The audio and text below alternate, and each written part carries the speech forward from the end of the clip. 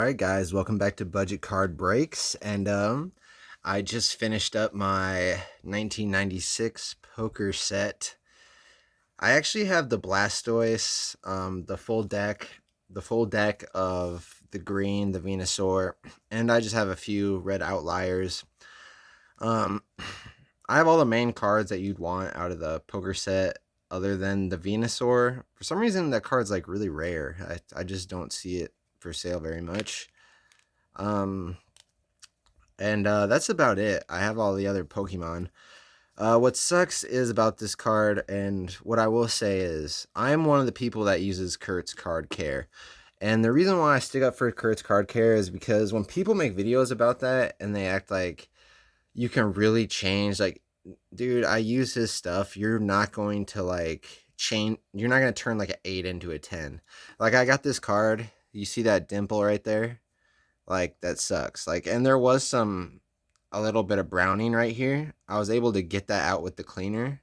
But there's still whitening along this edge. Like, if I sent this to in to get graded, it, see right there.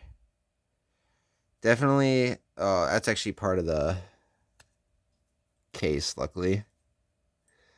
But yeah, I'm curious to see what these would come by as, because I wanted to send them into BGS. I actually had about 20 of these selected, like the big Pokemon, and a couple Marvel cards, about 20 of them, just my biggest ones I wanted to get graded, to see how easy it was to get 9.5s on these, because all the decks I've bought in were like gently used.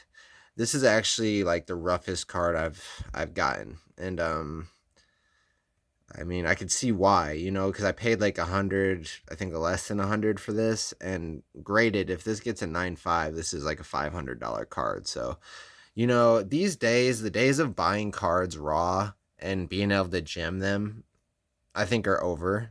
And I think we're going to see that when I get my Beckett return back. Because a lot of those cards I bought graded, hoping that, or I bought them raw, hoping that they would grade well.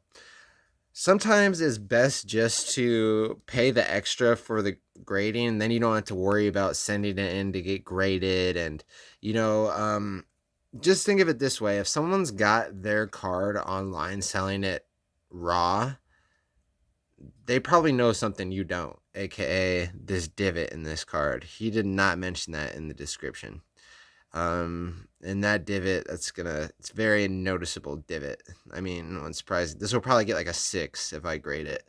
But it's one of those cards I kind of have to grade part of the set. I mean, I don't plan on grading the entire set. I don't have the entire set. I have probably about 120 of the Pokemon. But I do plan on probably grading about 20, 25 of them.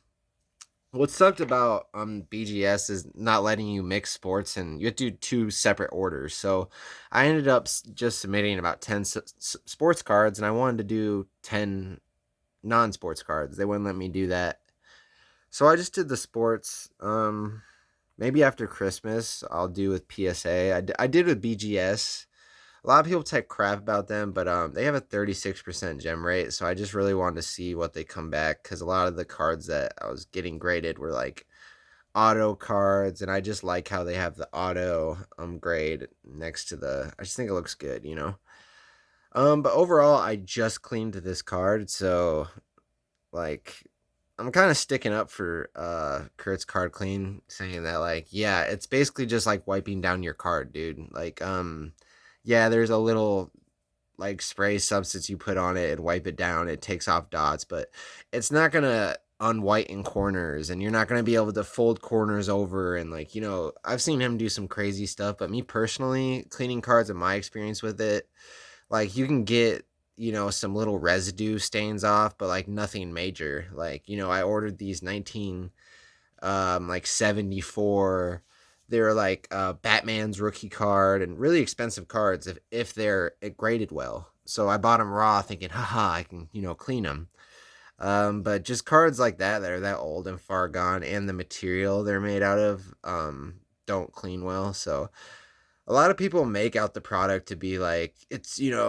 I remember they put up that Tom Brady contenders auto, acting like that is complete changing of a card. Like changing properties about it. You know, that's I forget what the word is, but that's not just cleaning a card. That's like altering, exactly altering. I don't consider just, you know, I'll show you exactly what I do. I just get this out. I get a little Q-tip, put a little Q-tip on there, wipe little circles around the whole card, and then I just get one of these and just wipe it down. I don't really deal with any of the corners or anything. If you guys think that's unethical, whatever, I mean, I'm gonna do it until they tell me not to at the grading companies. Because why wouldn't I? I've seen so many times on things with subgrades where it's like 9.5, 9.5, and they get like a 7 on the surface. If they would have just took the time to rub it down, but you can get bad grades with a surface thing like this. Definitely bums me out because this is like the main card in the set. But will I order a new one? Hell no. I see these cards going way up because I see Card Cardcotomist.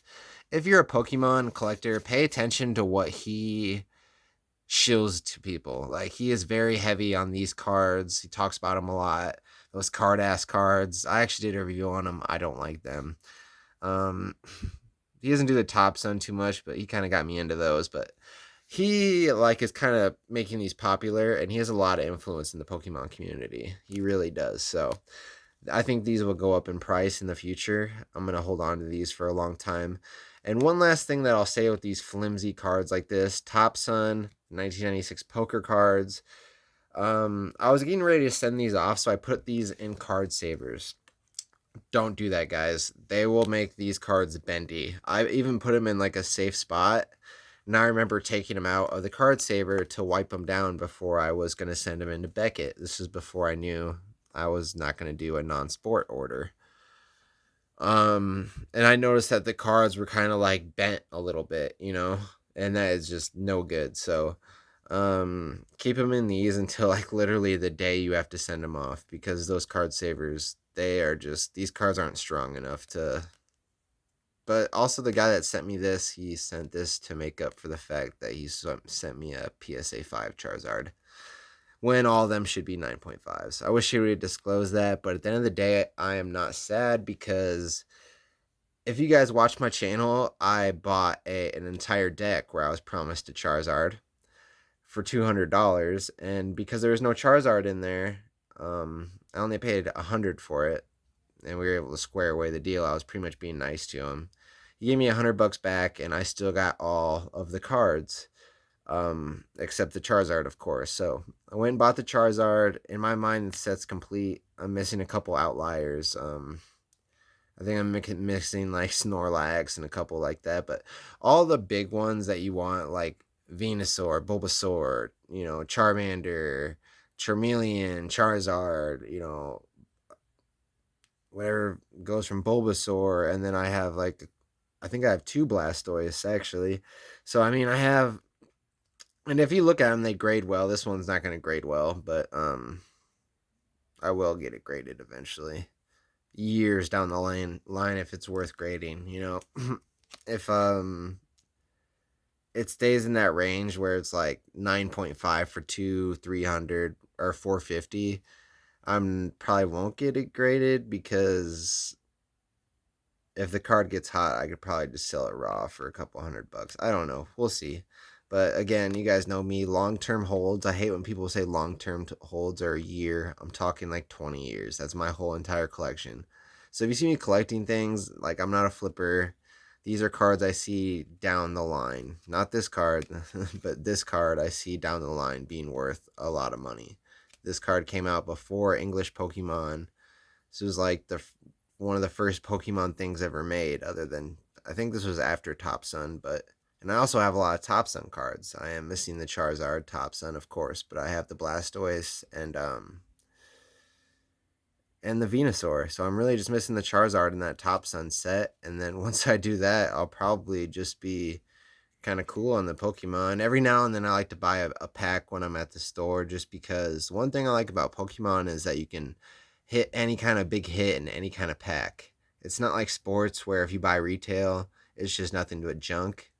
Like, you could buy a $1 Pokemon pack and pull like a $500 flawless.